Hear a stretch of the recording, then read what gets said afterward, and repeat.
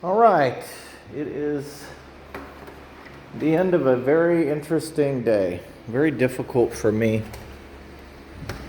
I am a refugee, and people don't understand that. So it's very hard to convey what's going on. American in Mexico as a refugee, they don't understand, they don't comprehend. And so I went to the ranch, but the owner of the ranch was not there, and it was just two of his hired hands, and they don't know anything about me. And they were just going to drop off my clothes and drop me off, and they were just going to leave me there. And I said, oh, no. Because I didn't know where my room was. I didn't know where my food is. I didn't know where my water is. I don't know where to put my clothes. No, you have to introduce me. In other words, I'm an American in Mexico. So when I come to the Mexican people, I cannot open the door. This is the instruction of God. He said, you don't do anything. Remember, you don't make choices. You don't make decisions. If you go anywhere, if you do anything, if you have anything, it will be your brothers and sisters that carry you there. They literally carry you because you're a baby. You can't walk. You can't run. You can't even crawl. You don't have strength. So I'm hamstrung. So I don't open the door. The Mexican opens the door for me, and the Mexican talks to the Mexican. I don't talk. I don't speak. I have no voice because you are my translator. You are my voice. So you speak for me to them. And then they understand the gringo. Because I'm not a gringo. I'm not a normal American. I'm not even a normal missionary. I'm a missionary cowboy, which is totally different. I don't come with a suit and tie. I don't come with a church. I don't come with an organization. I don't come with religion. I come with action. It's totally different than what anybody has ever experienced before. And so today was just a wonderful day. It was absolutely wonderful. So I was introduced to a pastor and his wife, and that's what I wanted. You know, when I was with Bernardino, he took me to the individual people. He introduced me to the individual people. He passed me to them. You know, it's how we circulate. It's how we, you lay hands suddenly on no man. So you don't just throw me out there. You don't just drop me and run. It's a process of understanding, walking, loving, caring, sharing, because I'm a refugee. And unless you have been a refugee, you really don't understand. So anyway, I'm back at the church by myself. There's nobody here. Again, everywhere I go, I'm always by myself. And that's okay. I have no one to talk to, so I talk to myself and I make my own videos and figure out, okay, Sean, what are you going to do now? And so here I am. And I'm waiting on the owner of the ranch to go get his children from school, and he's going to come here and get me and take me to the ranch and, explain things to me. And I had to tell the people, I said, I don't know who's picking me up. I need his photo. I need his car color, his vehicle. I mean, anybody could come over here and say, hey, come on, let's go. I don't know. We have to, I don't know, man. We need a little bit more understanding, I guess. I mean, this is a very special case. I'm in the cartel area. There is a lot of mistrust with Americans and Mexicans, and if there is a single Mexican male here, well, he's police, he's FBI, he's, I mean, this is what the Mexicans were telling me. We went and visited a pastor and his wife, and this is what the pastor's saying. And I'm like, okay, well, this person's wanting to just drop me off and leave me, and then I'm supposed to walk back to the church and just walk around all by myself, and I don't know. Anyway, it's very interesting. You have to have a lot of love, a lot of patience, a lot of, I mean, I've been doing this for 6 years, yes, but this is totally different.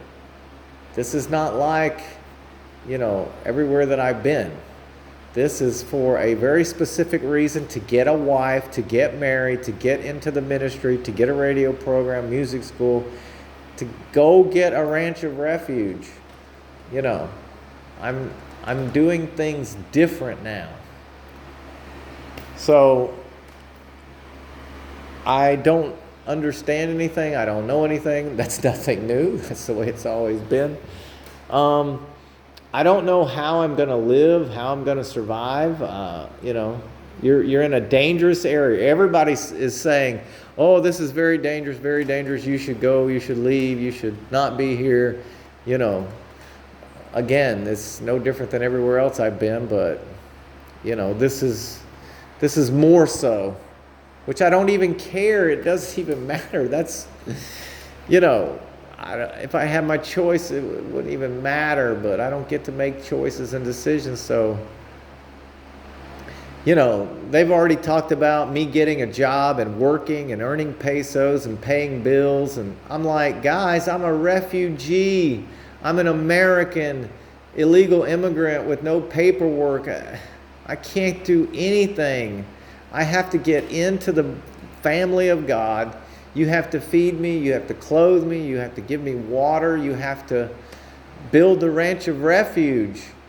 It's the only way to survive. I can only help you, and you can only help me. We help each other. Nobody understands this. Every time there's a horn, I have to go check and see if it's Carlos coming to get me. I mean, this is like, I don't know, man. This is... Oh, and then Saturday, they want to take me to America. Oh my goodness gracious sakes alive, man. I'm worried and preoccupied and thinking, well, how can I enter back into Mexico? I don't know. I really don't know. I just pray that, God will help me, because I've come so far and I've done so much. And again, I'm in the same situation I'm always in. I don't know anything. I don't know anybody. I only know one person in this whole town. And I can't even talk about her. I can't even say anything about her. It has to be totally secret. It's hidden. I have to act like I don't even know her, like I don't even exist. I mean, this is so difficult, Of course you don't know, because you're not here, and I can't even get you here. And oh man, I wish Bernardino was here, and Lolita, and I wish that they would pastor the church here, and I wish, and it's a long process, and I don't have a piano. I could go down the list of what I don't have. Let me just say I don't have anything. That's the list. I don't have anything. How are you going to survive? How are you going to get through this? Well,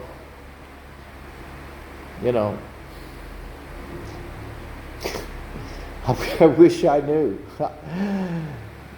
I wish I even knew what. I mean, this is a lot like Qandy dropping me off with Mother Mable. I mean, it's very similar, except, well, I don't even know where I'm sleeping. I don't even know where my room is. Do I have a room?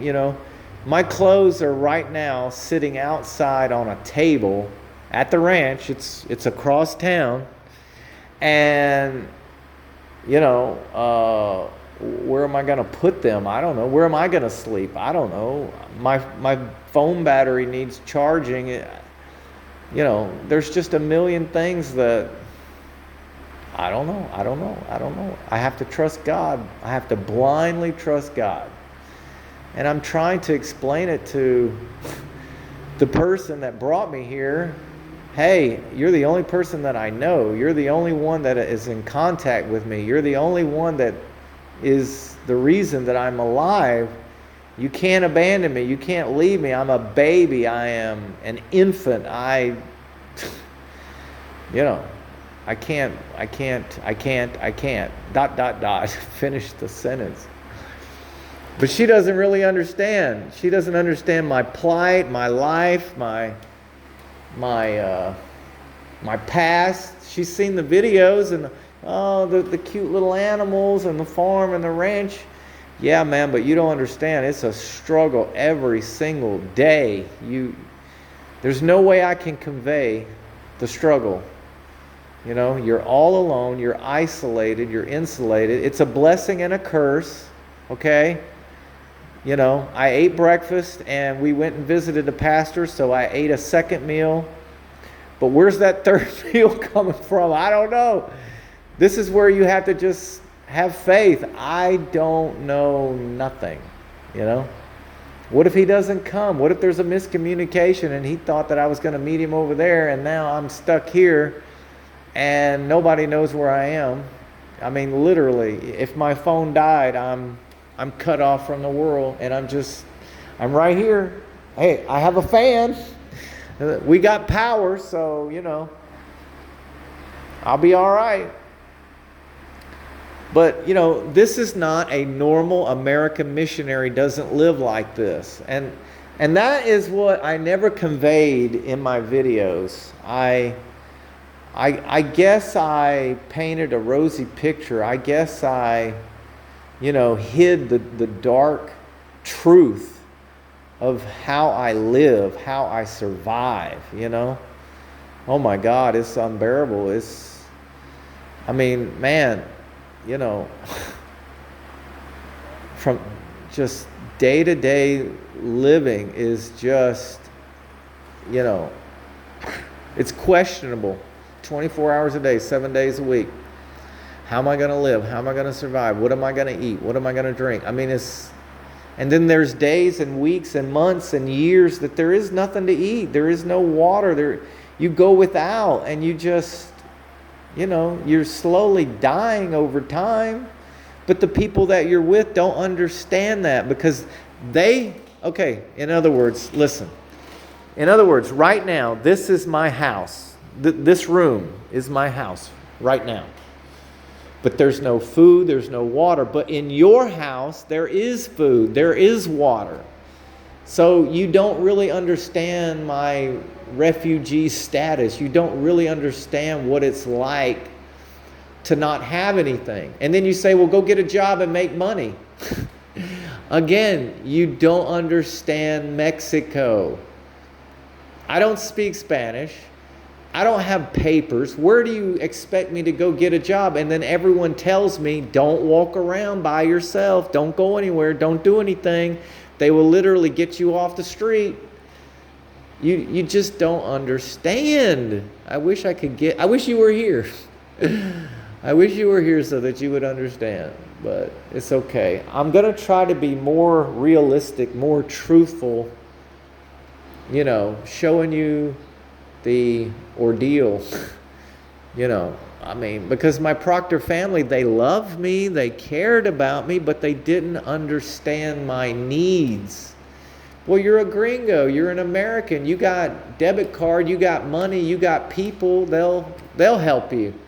No, you don't understand. There is no body, there is no help, there's nothing. I'm making my videos. I had so many people say, well, you're making money on YouTube with your videos. I'm not making money on my videos. I'm under such censorship, they don't want anything to do with maskless refugee. Thus, another reason that this is Missionary Cowboy, totally different. But anyway, there's no monetization of my channel, of my videos, of my photos. There's nothing. It's all by faith. And I just don't know how to convey how to live by faith in the modern world, 2026, because missionaries, they don't live by faith. They spend half the time campaigning for money. They spend half the year in America going from church to church begging for money. And so they don't do anything without money. But yet I do everything without money. I just go by faith. I just go. I mean, it's my life. It's my choice. It's my decision. It's, this is the way it's going to be for the rest of my life. You're struggling from one struggle to the next, from one day to the next.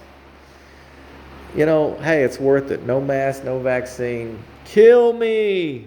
Get it over with. But no, I live. God has a reason and a purpose. So, if we went and visited the pastor and his wife, and man, she was so interested in the piano and the free lessons and wanting to play. And she said, I got these 2 grandchildren and my son.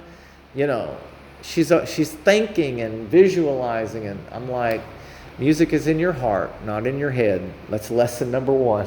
Music comes from within. And, if I can get my foot in the door, if I can get a foothold, a handhold, a fingerhold, then it will come. Money will come, food will come, water will come. But until then, I'm struggling. For 2 years, I struggled with the Proctors. No music school, no radio program, no ministry, no nothing. And I didn't survive. And so, here I am in Reynosa, just starting all over. It's okay.